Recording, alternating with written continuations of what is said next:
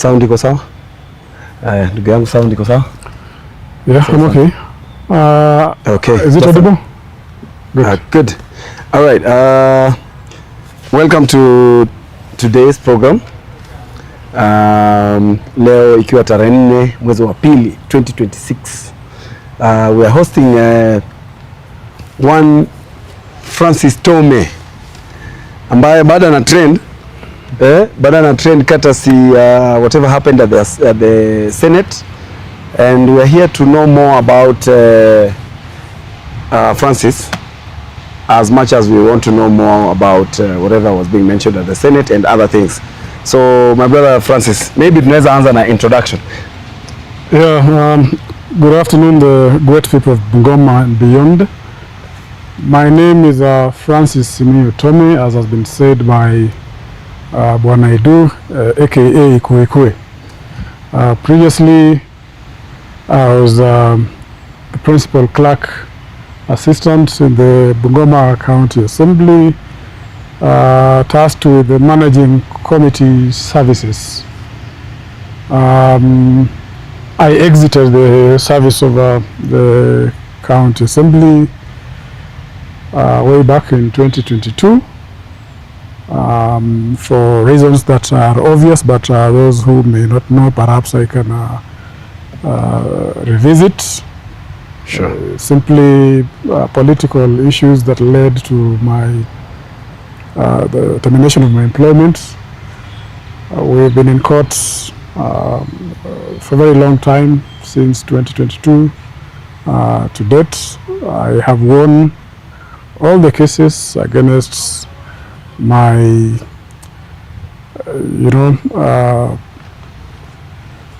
opponents, and they even went to the Court of Appeal. I defended myself, and the judgment was in my favor. Currently, I'm just doing some farming and some little business here and there, just to remain afloat. But I'm still a good citizen of this country and this county, and whenever issues arise that may need clarification, especially those touching on me, I still have recollection of the same, and perhaps my commentary may serve to clarify those issues for public consumption. Okay. So maybe I'll take you back a bit. Let's start with your background. Where was Tome born? How was he raised? How has he gone up the academic ranks to where he is right now? Tome is a very simple man from a very simple, what I call humble background. I hail from Mabusi village, Bumula location, Bumula sub-county, in the great county of Bungoma. Having schooled in Bumula and in Kitale for my primary school. In high school, I was in Kisumu, and very simple schools. When I managed to be admitted in a public university, Kenyatta University, that was 1995. I graduated in 1999 as a teacher, having practiced quite a number of years as a teacher. I got to the Bungoma County Assembly in 2014, that was in August, by way of transfer of service from the Teacher Service Commission. When I served the county for about 8 years, I think I was actually doing my master's. I completed my master's. I had begun my PhD, but the issues we've just talked about made it impossible for me to continue with my PhD, but I'm hoping that very soon there'll be light at the end of the tunnel, and I will be able to resume my studies and achieve that goal, critical goal in my life. When I exited in 2022 from the service of the County Assembly, I could not go back to the teaching profession because they introduced regulations that once you've exited, you can only come back by way of a fresh employment. And I wouldn't dare go back because it will take me ranks lower. Yeah, okay. Yes. Yeah. So let's before we jump into this Senate issue, maybe just to take you back a bit, you said you used to work for the county assembly of Bungoma. Yes. And you exited. Would you mind telling us why you exited, and if whatever those reasons that made you exit have been resolved to date? I say there are political issues, but I'll be candid enough to just, tell the public that I was accused of having, unlawfully taken a report in a file from the County Assembly, and it found its way to Nairobi on the 6th of August 2020, and it is alleged that it was recovered in the wrong hands, and that I was together with the persons who had it, and that upon the Askaris, getting hold of us, I escaped custody and ran back to Bungoma County. That was on the 6th of August 2020.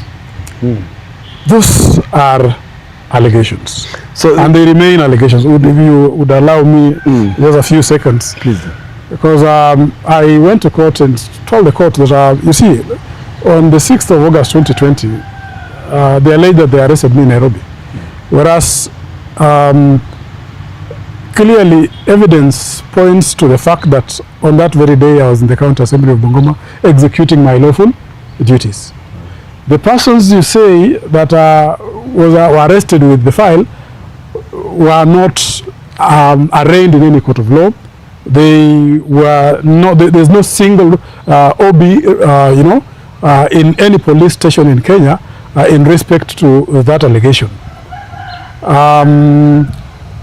And so when I went to the High Court for judicial review, the High Court quashed all those criminal allegations against me. And upon the allegations being quashed, I thought I would come back to the County Assembly and be received. But that was not the case. Instead, the Bungoma County Assembly Service Board decided to terminate my services unlawfully. On what grounds? On the same grounds that were quashed by the High Court. Even without giving me any sitting. And so I proceeded to the Employment and Labor Relations Court to again defend myself against such unilateral decision. And the Employment and Labor Relations Court agreed with me and said that it was unlawful, it was unconstitutional, it was unfair. But that is what all courts can say, because the real question rests on whether that would amount to a reinstatement or simply compensation. And of course, if the grounds are so political, courts would want not to be seen to interfere with the decisions of an employer. And so the court decided to give me compensation of 12 months as the maximum. When I was still pondering about that, the County Assembly proceeded to the Court of Appeal. Is it the County Assembly that went to the Court of Appeal? Or it is the County Assembly that filed a notice of appeal to the Kisumu Court of Appeal. And not wanting to be left behind, because I also was dissatisfied with the judgment, I filed a cross appeal. The County Assembly was unable to prosecute its notice of appeal, and so I proceeded to prosecute my cross appeal, and it was heard and determined in my favor. Oh, that is when now you got the 2M. Yes, and I wasn't even satisfied with the decision of it's not even 2M, because it was about 2.5 M, minus the bill of costs. Which was now put on the County Assembly, right? Yes, of course, they have to pay me. So having been dissatisfied with the decision of the Court of Appeal, I filed a certificate before the Court of Appeal to appeal to the Supreme Court on constitutional interpretation and application.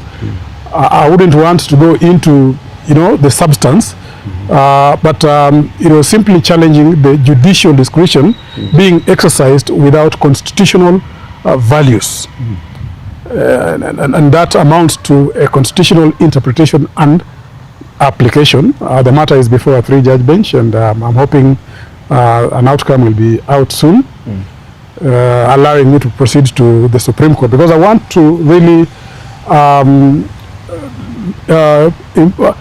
make the Supreme Court be able to align the statutory provisions in the Employment Act with the constitutional provisions. For a very long time, we have serious gaps which have been left unaddressed, and I think that would be an opportunity for me to impress upon the Supreme Court. And all this time I'm unrepresented.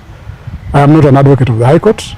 I do it because I think I owe it to the society to live a very conducive working environment in public sectors. So you represent yourself? I do, from the High Court to the Court of Appeal, and I'm heading to the Supreme Court. Okay. Have you ever thought of using alternative dispute resolution mechanism instead of the courts now? You can do it where the environment is not polluted. When it's polluted, yes, that would not be the avenue to take, because you will only be looked down upon and you'll be subjected to more and more frustrations. Are you saying there's no one in that county assembly you can have a conversation with in the name of just handling this thing maybe out of court or something like that?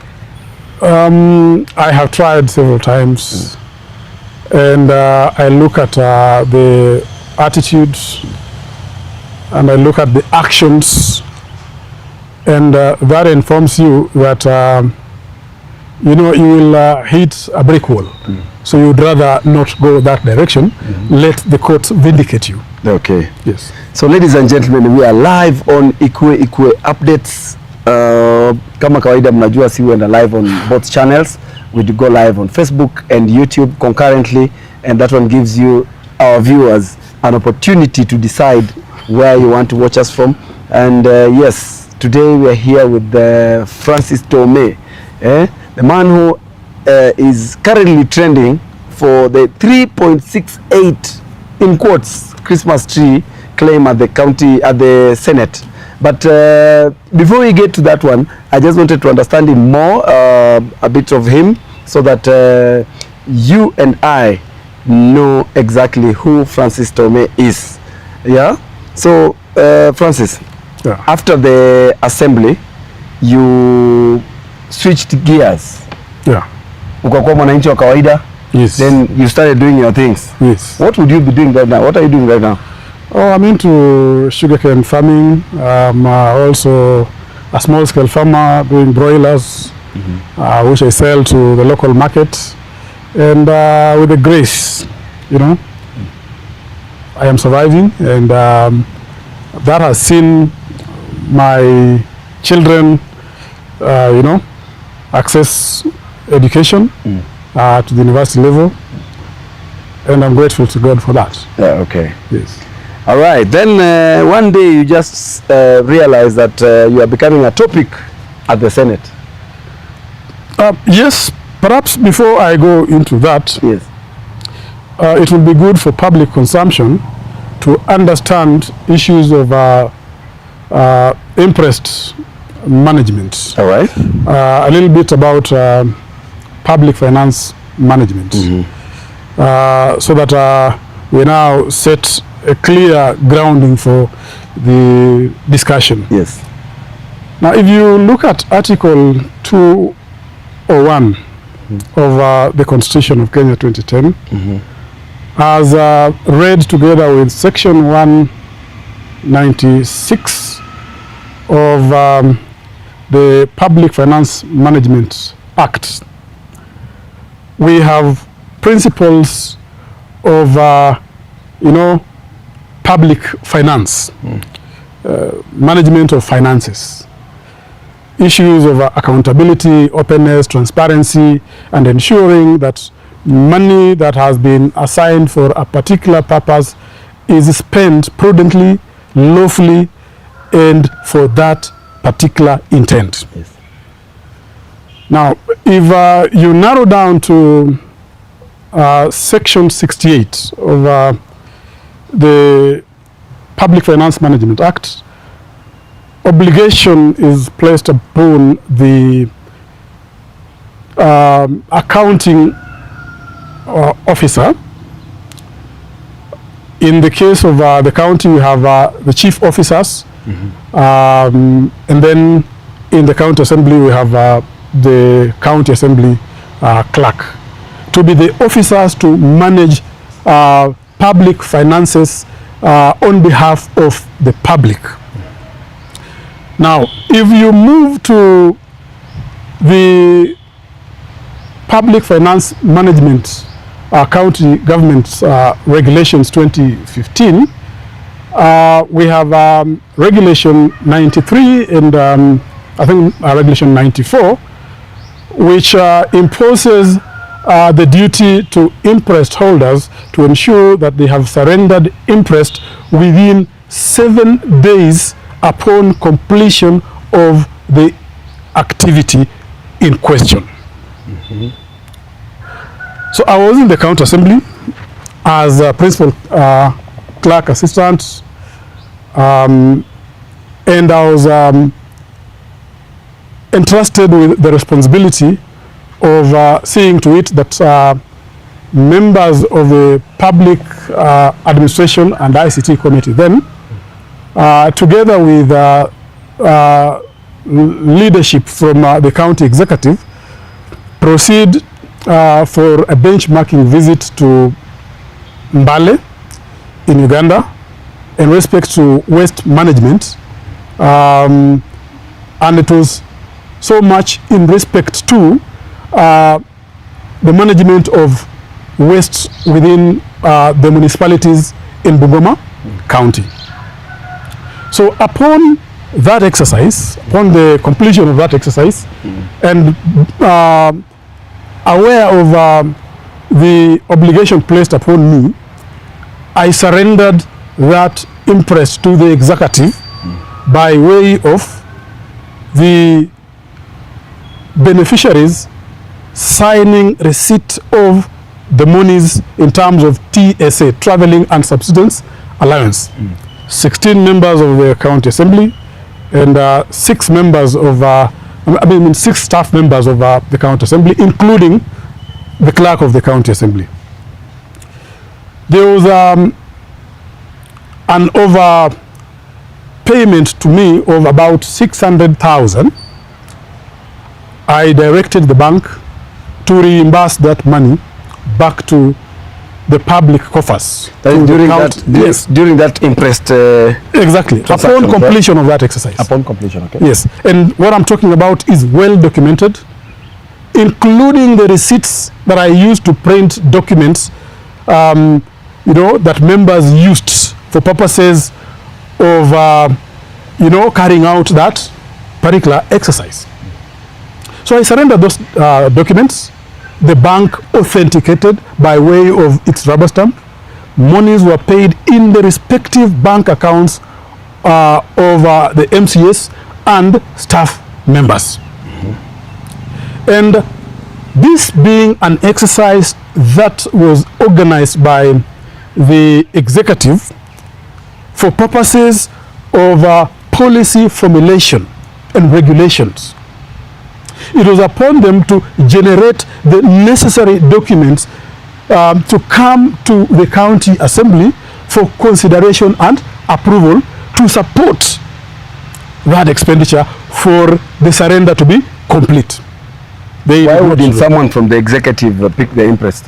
Why you from the assembly? If it was a function that was originated by the executive. That is a question that can be taken to the executive to ask, so that they respond. But my belief was that they took us as staff of the, Bungoma County, and being the senior-most member perhaps in the delegation, they entrusted me with the management of the Imprest. So the chief officer, who then was, I think, Dennis Barasa. Denson Barasa. I think with the governor then, and the Speaker of the County Assembly, and the chairperson of the Committee of Public Administration decided that I should be the one to handle that exercise, which I did, perfectly, because I surrendered the Imprest. There is documentation to that effect. And I decided that I would not stop at just the physical surrender. I also did the narration and the documentation, and also surrendered by way of the email platform, so that anytime any issue arising, I will still go back and pick it from the email and be able to respond to any issue arising. I never knew that perhaps something like this would arise 7 years later. Would you in black and white inform us what exactly transpired in Mbale? Like what was, leave alone the intent for the money, leave alone why you are given money to take them to, what exactly transpired there? Two issues. One, we met His Excellency the President of Uganda, Yoweri Museveni, with his officers. When you say we, who are these? The committee. Did we have the executive? Exactly. Governor Mgmt was there with these. Exactly, and even the members of the County Assembly himself, the Public Administration Committee. Okay. Yes, we met His Excellency President Museveni with his officers. We discussed, and he gave our officers to take us through what they are doing in terms of waste management in those municipalities, in Mbale municipality. And we thought those were best practices to be brought to Bungoma County to be used in the municipalities to manage waste. So that was, those were policy issues that were being handled by the executive, but of course with the County Assembly, so that when they bring the necessary documentation in terms of the policies or regulations, the County Assembly would go through and be able to, quickly, approve. That is done at the National Assembly, it's done at the Senate. We have engagement between various arms of, the national government with the National Assembly or the Senate. It happens every time. There's something I'm noticing here. If at all the executive arm of government was also in Mbale, how come the bone of contention is with the Imprest for the Assembly? It is not Imprest for the Assembly per se. They handled their own Imprest. Okay. The monies for the County Assembly were given to me as the Imprest holder to manage finances on behalf of the committee of the Bungoma County Assembly. The executive has its own budget separate from ours. Yes, but they are the ones who finance. Apart from Mheshimiwa Wangamati, which other member of the executive do you remember was in Mbale? We had the CEC member responsible for public, administration. You remember him? Public administration, CEC. That was who? Principal Mwalimu. No. No. You'll go back. Yes. No, just give us a name for the sake of those who are following. It's been a long time. I may not have his name, but I'll give you the name. He's the CEC member. We had the chief officer. I'll give you the name. Was it Denson Parasa? Denson was it. Yes, we had directors from, the department, and then we had the County Assembly, led by the chairperson of the Committee of Public Administration, the clerk, and myself. Okay. Yes. And of course the governor had and the governor, the staff. Yes. Okay. So tell us if there was value for money. That is Sabwami. Yeah, Sabwami. Yes. Oh yeah. Was there a value for money? Yes, there was a value for money because we went for best practices. Waste management. Yes, and if you go to Mbale municipality, you would see, you can only compare it with some of I don't see whether Nakuru can even come closer to Mbale. It's very clean. Yes. But between me and you, you know that we have not improved much on waste management. I don't know how you are qualifying it to be value for money, because there's some school of thought, or rather some people say that this trip was meant to bribe the county assembly not to go ahead with the impeachment motion. What did you say about that? I am not sure whether that is correct. We had an invitation from the executive. They had engaged with Mbale municipality on the issues I've just told you. And we proceeded to Mbale on that invitation. We engaged on that invitation and perhaps even went further to also engage on some governance issues, which was healthy.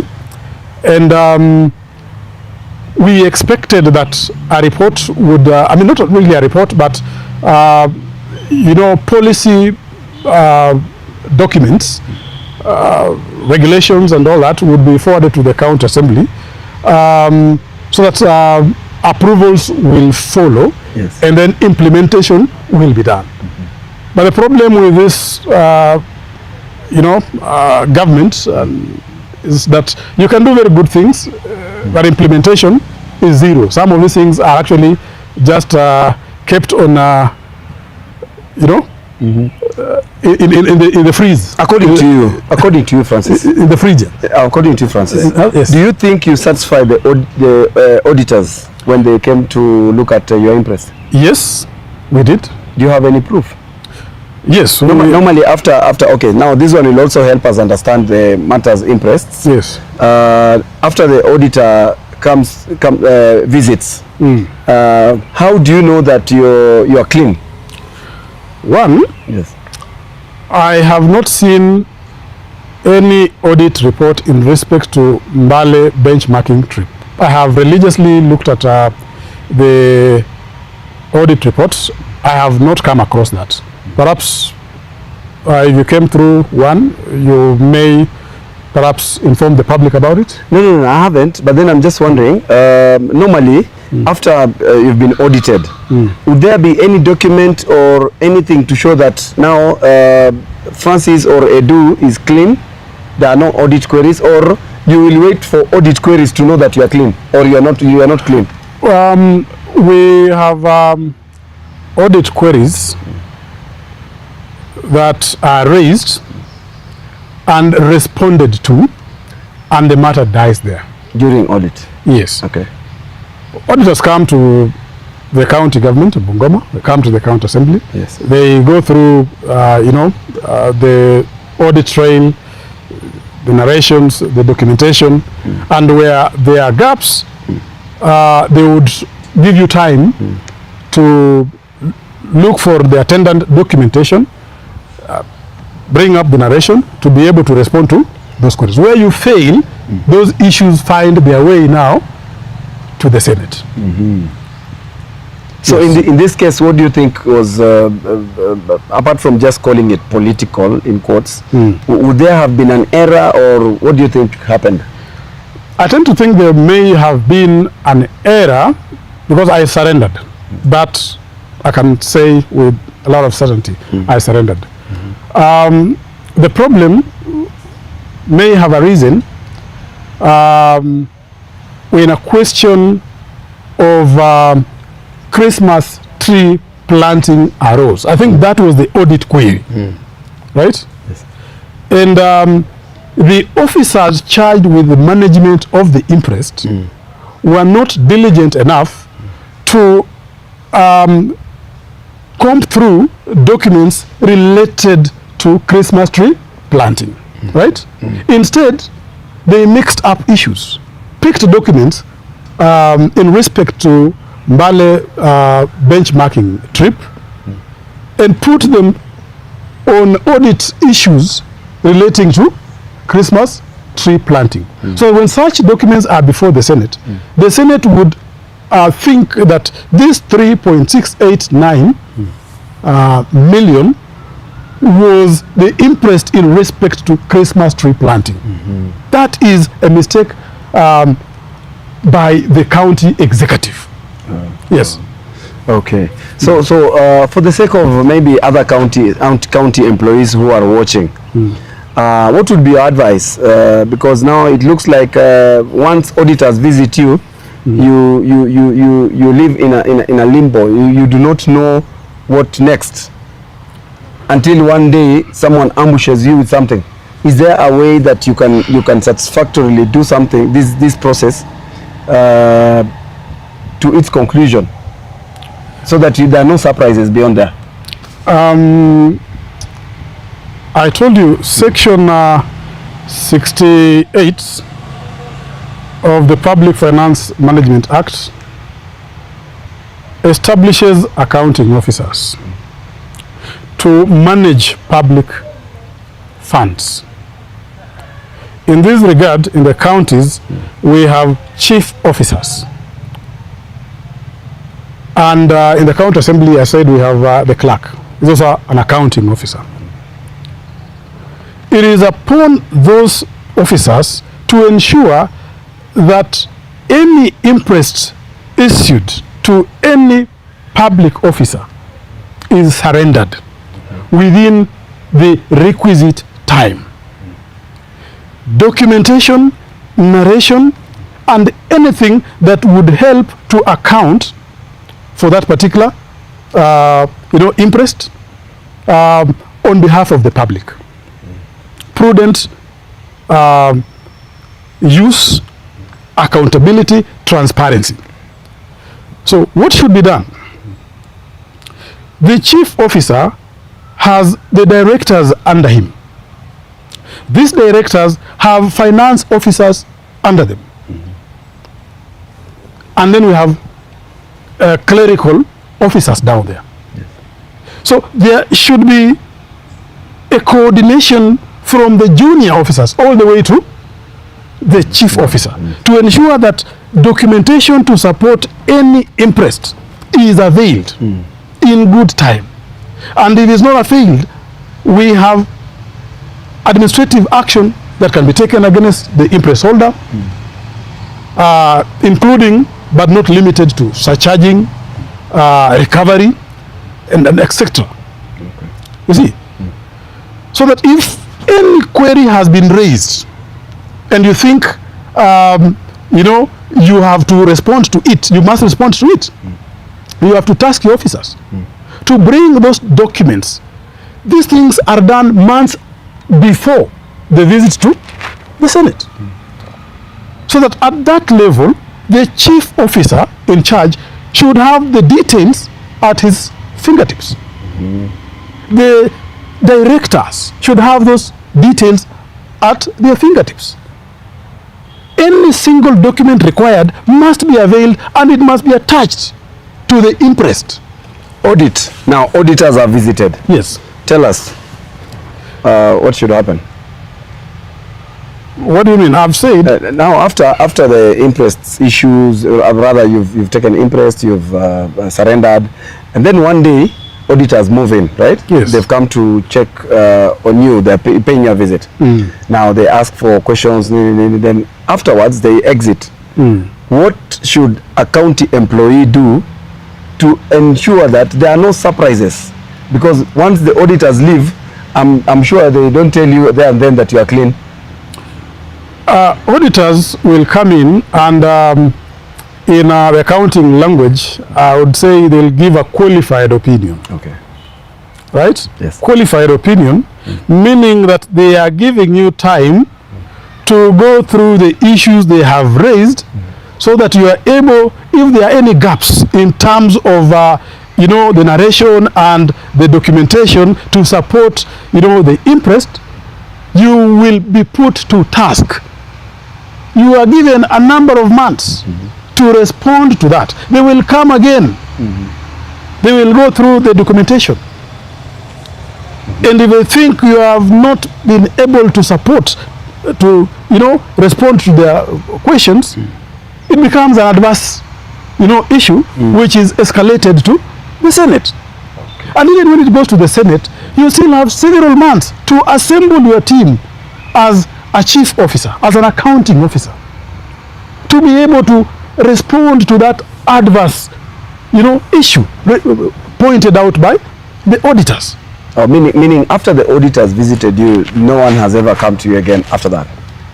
I have never been visited by an auditor. Oh, you've never? Yes, it is the chief officer and the county assembly clerk. And I'm telling you, I surrendered Imprest through the clerk of the county assembly. And forwarded the same to the chief officer in charge of public service management. From 2019 to date, upon surrender, nobody has ever come to me. Okay. We have seen severally that the county executive would use junior staff to pick Imprests here and there, and at times even there's these cross-department kind of Imprests. Do you think it was okay for you, being an assembly staff, to pick an Imprest for the executive? That is opinion, and in my opinion, the county executive had their own budget.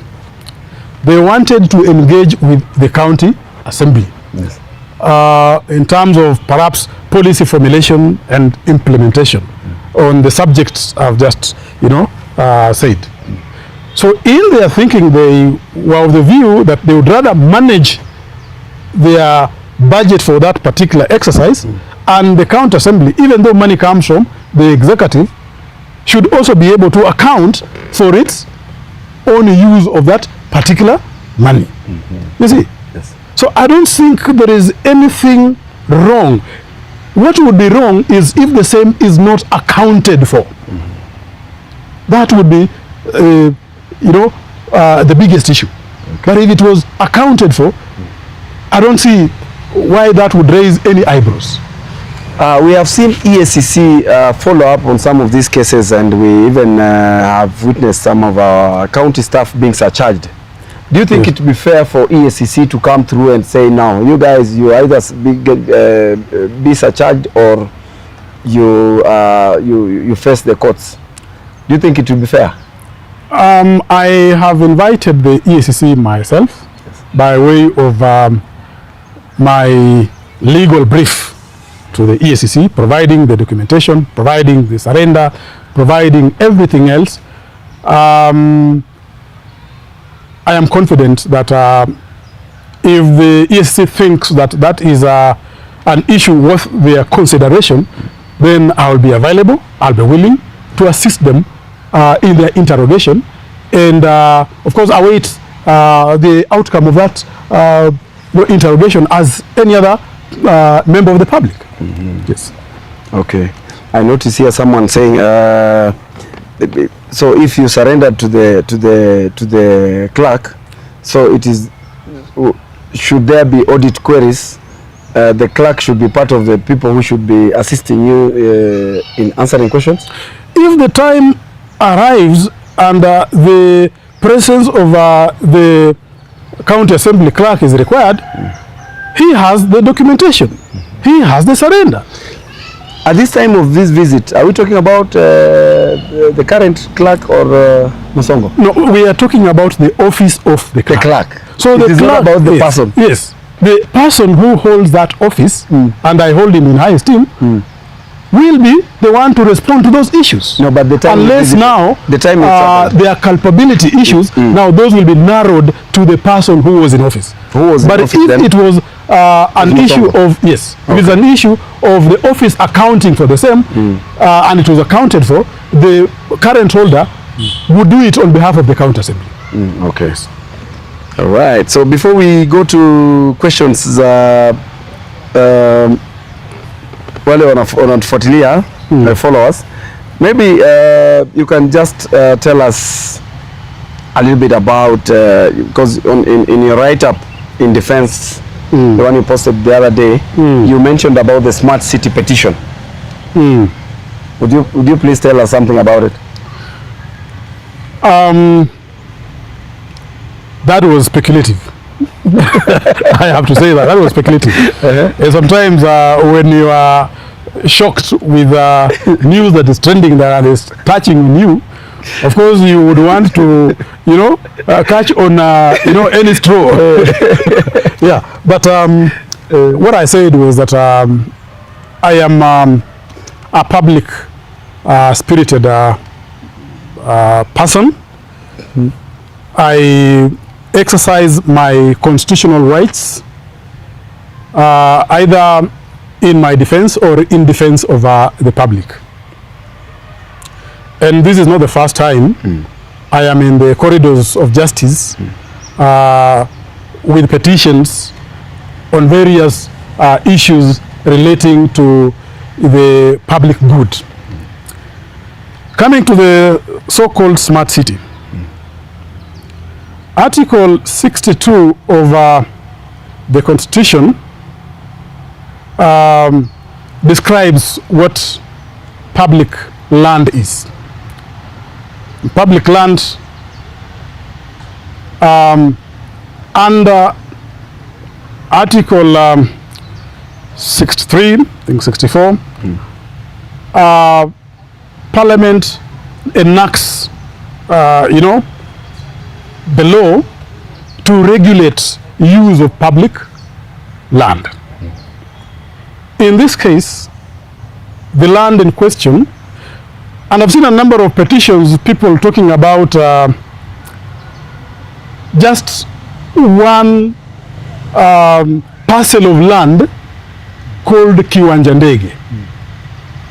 What the public does not know is that we have several parcels of land cumulatively called Kiwanja Ndege. It's not one parcel of land. If we go into the thinking of these people, then we are likely to use very many parcels of land under Kiwanja Ndege. Expound. We have about 6 parcels of land called Kiwanja Ndege. Some of these pieces of land have been encroached upon. I'm sure you know that.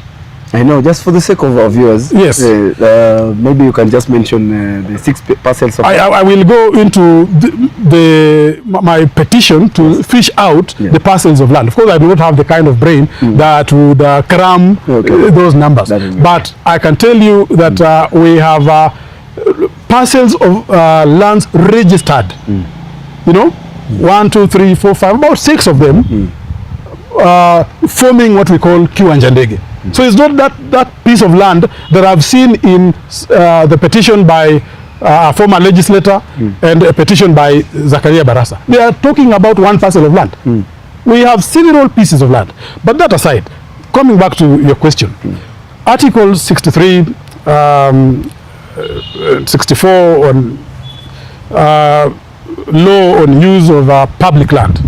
These were set aside for the Kenya Airport Authority. Okay? A couple of, about a year ago, we had stories that that particular, those particular pieces of land forming Kiwanja Ndege have been decommissioned, allegedly decommissioned, and that the airport, the airstrip has been moved to Matulo. And so that piece remained there as public land. Yes. But from the very beginning, I'll tell you, even the alleged decommissioning has not been proved. What do we mean by decommissioning?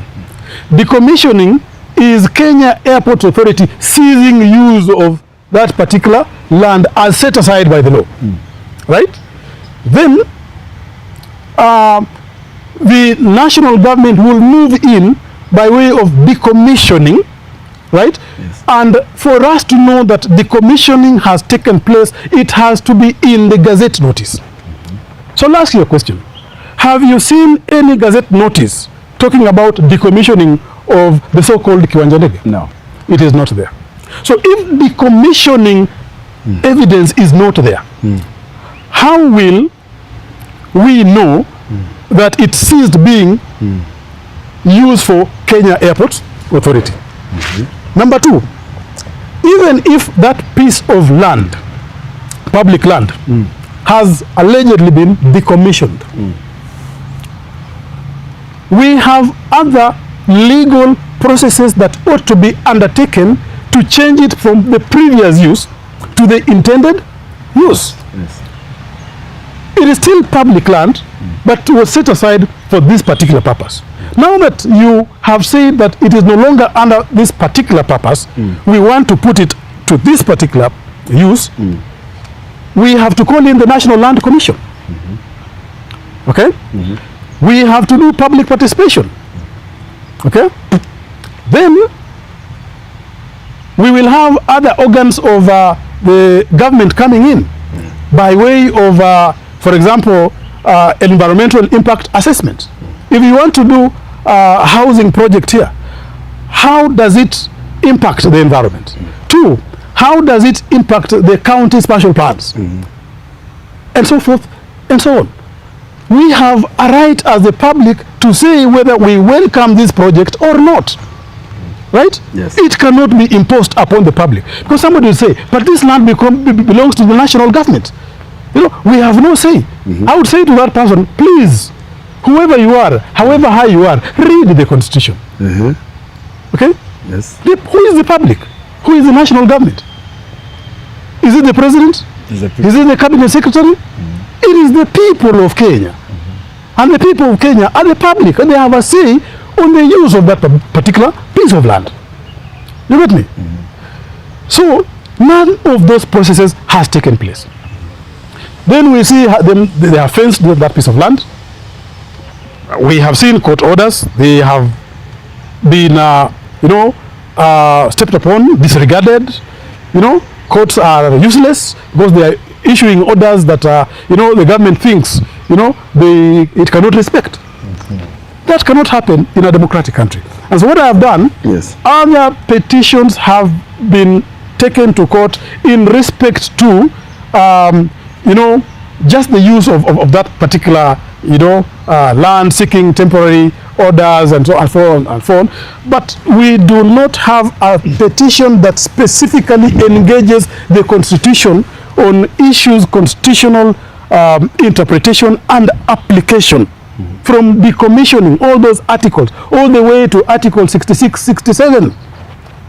Can we have the court interpret and apply so that the government can be informed on the requisite legal steps to be undertaken before, we have a change of use? That is exactly what I'm doing. Wow, that was, you just taken me through some legal classes. And I'm not an advocate of that. I'm not an advocate. And I will not require an advocate, to represent me in court on such public Do you issues. think the county attorney could have done better at the Senate? In terms of because you said there's some correspondence between the two of you. Yes. Do you think he could have done better? Much better. He should have done much better. One, I do not understand the capacity in which the county attorney wrote to me a letter, demand notice in respect to surrender. And I have to tell them, I told him in black and white. Section 68 of the PFM Act obligates the accounting officers to ensure that monies have been spent prudently, surrender has been done. We are not in a court of law where the county attorney will come and represent the county in terms of non-surrender of Imprest by me. We are not in a court of law. So this is an obligation of an accounting officer. And I did my part with the accounting officers. So who is the county attorney to write to me demanding that I surrender? You see, that is a mismatch of his position and his duties in the county. And if that is replicated anywhere, then we are likely looking at an individual who is incompetent. And I'll give you several examples of the incompetency. Please drop a few. Yeah, we are looking at the use of Kiwanja Ndege.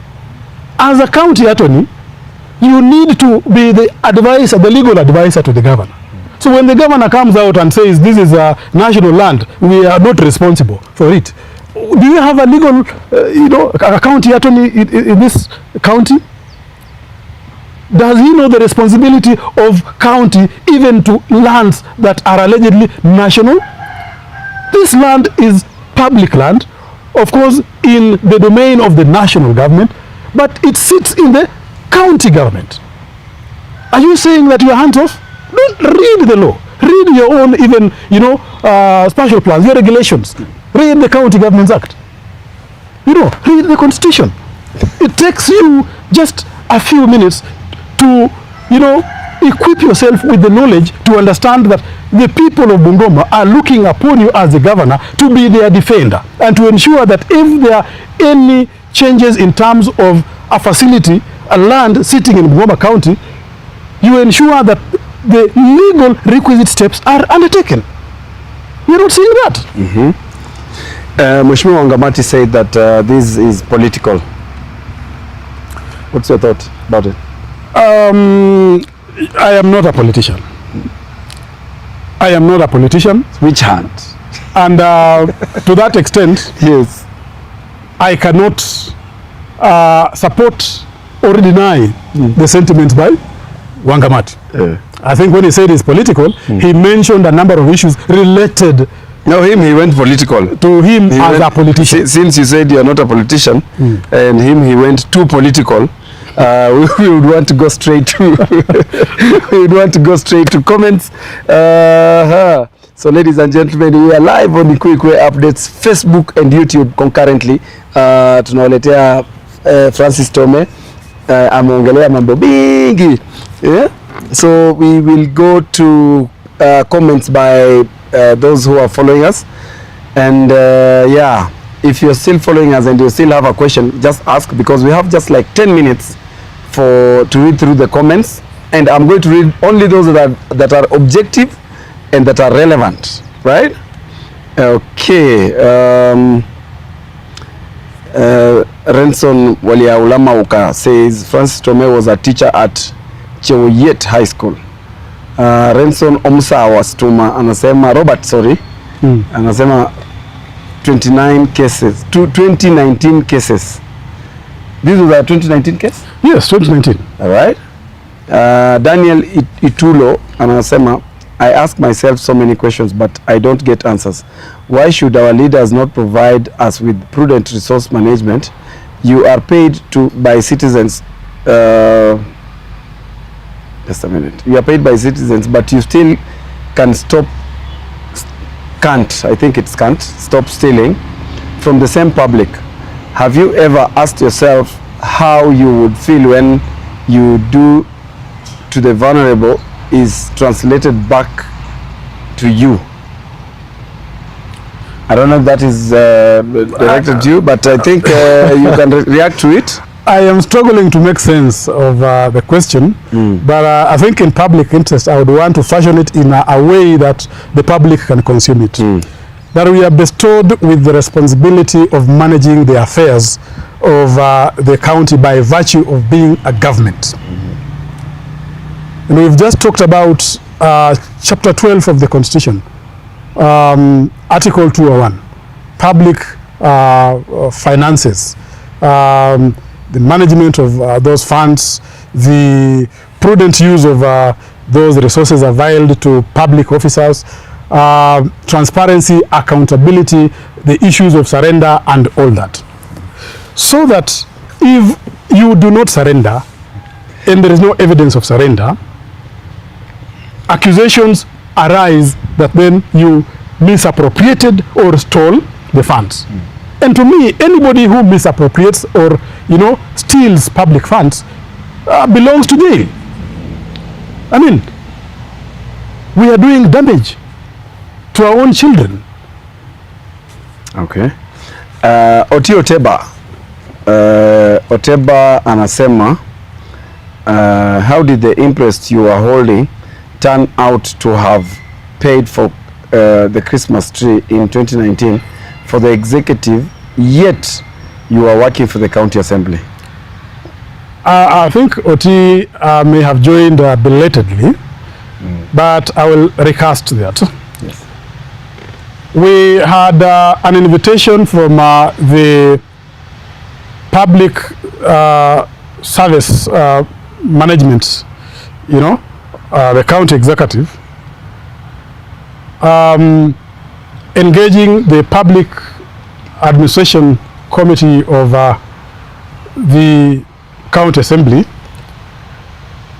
on issues, policy formulation, and attendant regulations for purposes of waste management in the municipalities in Bungoma. And it was resolved that perhaps we can have the benefit of dialoguing with the best practices. And we did not want to go far, South Africa or where, because that would have done a lot of harm to the public finances. So we said, why can't we just go to Uganda here in Bale, where we have seen that they have one of the best waste management plans, And so the county executive financed, the county assembly committee on public administration. They wired the Imprest for the management by the county assembly. They also had their own Imprest to manage for that exercise. Why they did that was such that there wouldn't be no clash between the assembly and the executive in terms of the management of the respective budgets for that particular exercise. Okay? Which to me was prudent, because I was able to respond to other issues of Imprest, blah, blah, blah, to the benefit of the members. And by the way, is there a report? Yes. From that trip? Yes, I did the report. Yes. The report is with the county assembly, but I was actually exiting more or less the same time. So the report is there.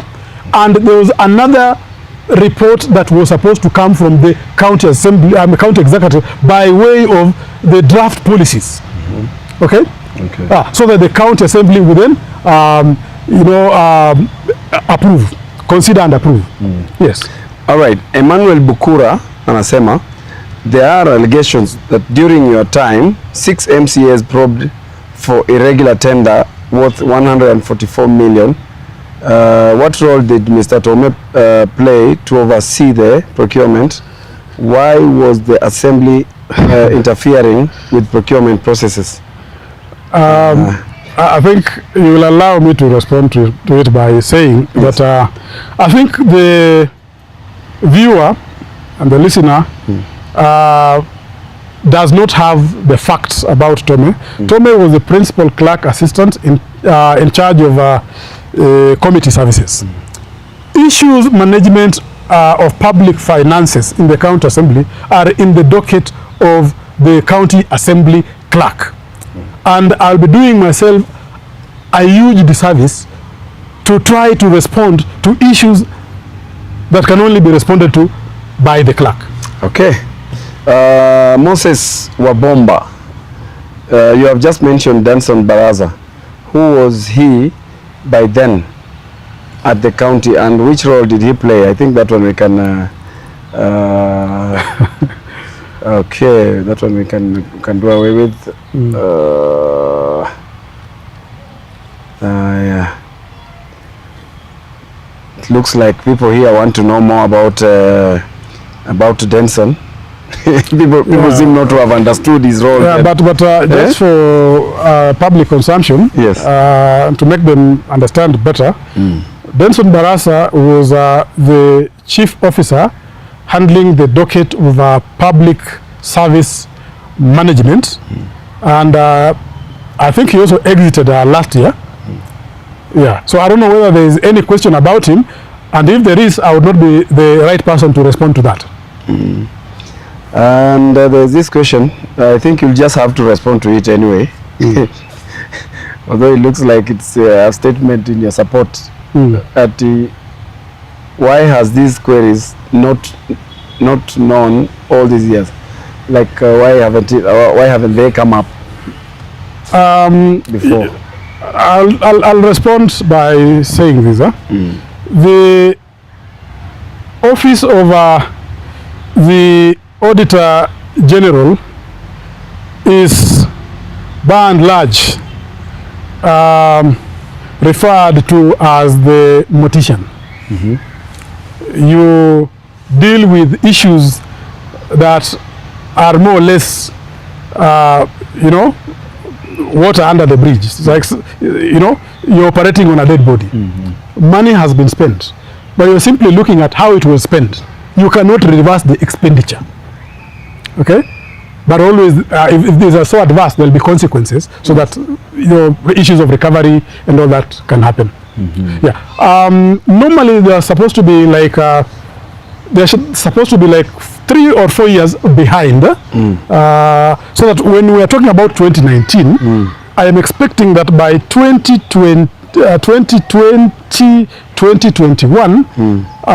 the Office of the Auditor General ought to have conclusively dealt with that issue. That it is coming up 7 years later is also a surprise to me. It's shocking. Yes. Which votehead was charged for Mbale MCA and staff trip? Now, that is in the docket of the County Executive Public Service Management. I wouldn't know which vote.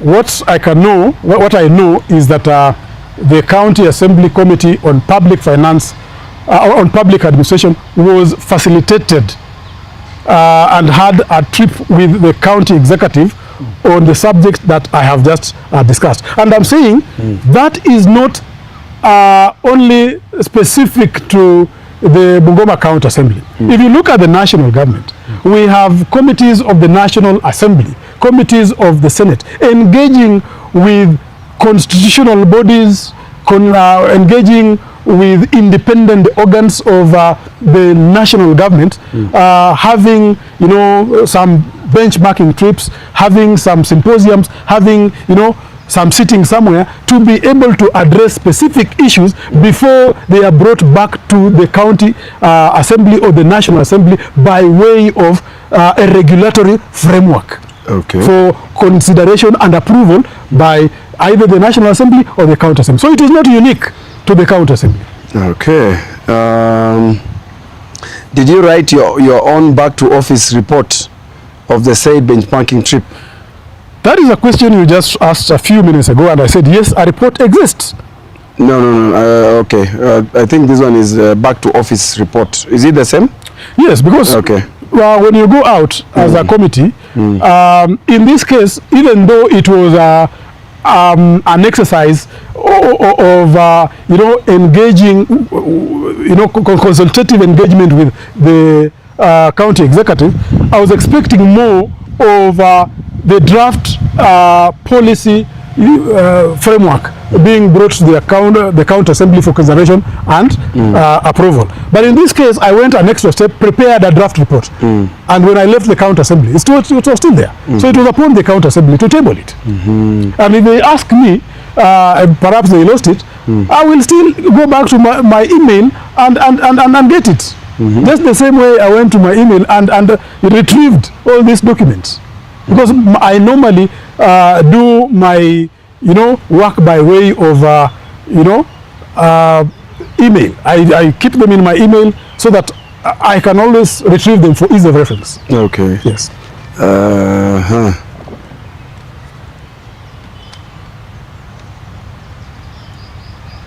You know, the problem is my phone calls are coming through every time.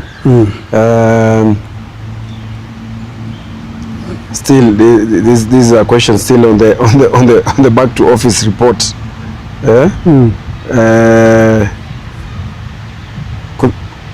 It looks like there's no back to office report because yeah, it looks like there isn't, because I'm getting the question from being repeated. You know, you mentioned the name so that we get to know who is he or is she. So I respond. Okay. Let us deal with this one. I'm duly informed that you won the case against the employment and restatement at the ELRC.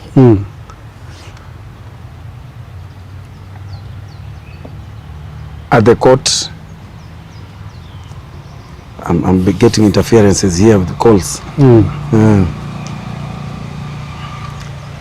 What step have you taken to clear your name from being defamed by the duty bearers in the county government? Information just came in the other day. Yesterday the media was awash with the same. I responded to the issues raised by the county attorney. I surrendered Imprest in 2019, a follow-up in 2020, asking for, you know, this draft, you know, policies. I've not received any response. The county assembly, I did have a draft report which was tabled before the committee, and the committee took it, I think, to the House Business Committee. So it's upon the county assembly to ensure that they have done their due diligence with the report attendant to such a benchmarking exercise. Back to the question, you were saying, yes. I have been defamed. Yes, I've been defamed. And I also believe in giving people an opportunity to write up their mess. And if they don't do that, of course, as any other Kenyan, I will take it upon myself to seek a recourse in the corridors of justice. Are you aware that in the year 2019, the Mgmt regime spent 3.9 million on the purchase of a Christmas tree? I am not aware, and what was the basis of this interview? It was to, you know, clarify issues with regard to Mbale benchmarking in respect to the 3.69 million, which is being alleged was used for the Christmas tree lighting. And I am saying that particular exercise has no relationship whatsoever with the Christmas tree lighting. It is a confusion of documentation by officers of the county executive, leading to the governor, you know, misinforming and misrepresenting that issue to the detriment of the county, because that is a shame. It's an embarrassment. Or monumentals, you know. In your opinion, do you think Mgmt and his regime officers should be investigated by EACC and, if found culpable, prosecuted by ODPP for the misuse of public funds, particularly in the purchase of the Christmas tree at 3.6 million? You know, we are going back to the same issue that I've explained again and again. Kindly just react to that. Is it okay for Mgmt? Do you think Mgmt should be investigated and prosecuted if found culpable? You cannot put me, you cannot put a wrong question to me and expect me to answer it, because I am saying the money talked about of 3.68 million was in respect to a benchmarking visit to Mbale in Uganda. It has no relations whatsoever with the alleged Christmas tree lighting. So how do I respond on whether I should be prosecuted or not based on the wrong information and documentation? I think, Francis, we also know that we are here also to talk about matters, interests in general. Yes. You know, so that is why we are asking. Yes. This is an interest as well that was taken by either you or someone else. So in general, do you think that Mgmt and his officers should be investigated further and, prosecuted if found culpable? If found culpable on issues other than the Mbale benchmarking trip, any other issue unrelated to that exercise, fine. And perhaps the EACC need not be invited to investigate anybody in respect to any allegation arising. So I do not require to give an opinion on what is constitutional duty of the Ethics and Anti-Corruption Commission. Okay. Do you think the issue of your Imprest surrender has been brought up? No, that's not the question. I wanted to ask that. Are you aware that cases of non-surrender of Imprests in the Mgmt and Lusaka of the Lusaka regimes largely have issues?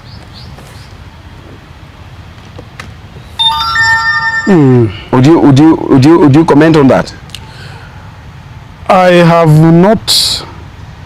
I'm not in the Lusaka regime now, so I do not know whether there are issues of Imprest that are arisen. In Wangamati's time, I am aware of issues that arose, especially relating to the jerrycans and all that, and I think that is water under the bridge, isn't it? EACC was seized with it. There were issues of unsurrendered Imprest, yes, like any other county. I have not seen any of that issues finding itself on the floor of the Senate in terms of an adverse report. You see, I'm not informed of any pending issue. Would you still want to go back to your job at the County Assembly of Bungoma? Like any other person, I would say yes. But is it tenable? No. Why? Because obviously you will be hit. You know, there are people who have already raised their clubs. At the moment you land, you are hit. So I would rather play it safe and do my own things. Then why are you in court? I am in court so that the court can vindicate me. The reasoning of the Court of Appeal, was it that judicial discretion, was it exercised within the values of the constitutions? Was it within that bound? Now that you've already been compensated, or rather you've been awarded some compensation by the courts, and now what you're seeking is back to work, is it? If I'm not wrong. Largely, I am going there on issues of constitutional interpretation and application. And I've just told you one of the issue is in respect to the exercise of judicial discretion and whether the same ought or must be exercised within the constitutional values. So and it is not just about me. Listen, it's not just about me. Yes. It is about the safety of the public sector, the employees within public service. So that nobody should be subjected to the kind of frustration I've been, taken through. Once the Supreme Court makes that determination, it will correct the reasoning of the Court of Appeal and the reasoning of the trial courts. So that exercise of judicial discretion should not just, be without, any, safety valves. So, in other words, there's this thing I'm trying to get. What you're fighting is, in simple terms, is reinstatement. I coached my petition to the Supreme Court, because that is a petition. Yes. To the Supreme Court. Yes. In terms of public interest. Okay. Under Article 163, 4A and B. So that it's not limited to me. That is what people don't get. But even if the Supreme Court says, let him be reinstated, I will say, I would rather the Supreme Court says, I be paid for the period up to when the determination was made by the Supreme Court. I'll be comfortable. Which you have already been given. You've already been paid. I have not been paid. Or rather, you've been awarded. I have been awarded. Yes. Yes. But even the same is waiting the ruling of the Court of Appeal in respect to the bill. However, Francis, I am not satisfied with that because I need to exhaust the constitutional issues arising out of the exercise of judicial discretion by the trial court and the Court of Appeal. Okay. Yes. we know, you know, I don't know whether you know what we call trailblazers. In other words, I seek to expand the jurisprudence in respect to matters employment, especially in the public service. Okay. So that we don't narrow it to the Employment Act that was enacted in 2007 before the new constitutional dispensation. So we need an alignment. We need the realignment so that constitutional values become core in employment issues. All right. You heard him. Hapa kumechemka sasa. I don't know. Hapa kumechemka watu wangu. So we're here with Francis Tome, the one who is linked to the 3.68 Christmas tree claim ile ya Senate. Na mmemsikia, I'm sure you guys, you have heard him. I've tried as much as I can to ask questions. Some of them are hard questions, some of them are simple, but nimeona amepitia tu. Lakini imefika mahali kuna chemka kidogo. So at this time I would like to ask Tome to give us his parting shot as we close our program today. I'll confine my parting shot to the current issue trending negatively. Of course, my reputation at risk, and the entire county being mocked countrywide, quite unnecessary. But this would be my advice to His Excellency Governor Kenneth Makelo Lusaka. You have a county to run. You manage the affairs of this county. You have your officers. I believe it is time you sat down with them to ensure that they commit themselves to the work the public expects them to do. Being diligent, being transparent, being accountable. When you are charged with surrender of Imprest, please assemble your teams, comb through the documentation, look at the narration, marry those documents with the right narration, have what we call pre-trial conferences, if so to speak. It is preparatory exercise to go through the audit queries raised. Look at the documentation you have. Bring in His Excellency the Governor. Take him through months to the exercise at the Senate. When you send those documents to the Senate, please ensure that there is no mismatch. So that when you go there, it is ease. Reference with a lot of ease. Facts will speak. Narrations will speak. And you will respond to those issues with a lot of ease. Don't carry a contingent of over 50, officers of the county assembly to go to the Senate only to embarrass the county. Yet they are even spending taxpayers' money going there. It is an embarrassment. It is shameful. I am only urging him to take necessary action to ensure that the county works, and it works for the people. Okay. We don't want this embarrassment.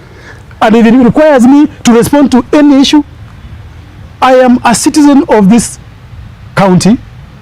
I am responsible to my governor. If he wants to see me to respond to issues, I will. If he wants me to give him advice, even as low as I am, I will do my best to give him the best for the benefit of the people. Thank you. All right, here we have it, guys. This marks the end of this live stream today. We have been live on Facebook and YouTube, Ikue updates, and right about now tunataka tufunge hii, tuingie kwa bunge la mwananchi. Iko ndo masimu zinaingia hapa kama zote, so tunataka tuingie kwa bunge Chape bunge. I want to thank Francis. Francis, I knew that when you come here, you unaenda kuwasha moto. You didn't prepare me. You just ambushed me. But there you are. I'm sure, guys, now you know much more about what happened, and you can now make informed decisions, or rather opinions on whatever is going on right now, right from what was said at the Senate and what he has said here. So thank you very much, ndugu yangu. Wewe wacha nitakuita tena tuongee mambo ya wakili. Hii wakili yako yenye si ya the legal one. I'm not an advocate of the High Court. My daughter is actually doing law. You mean? Yeah, but I'm not an advocate of the High Court. It's just passion.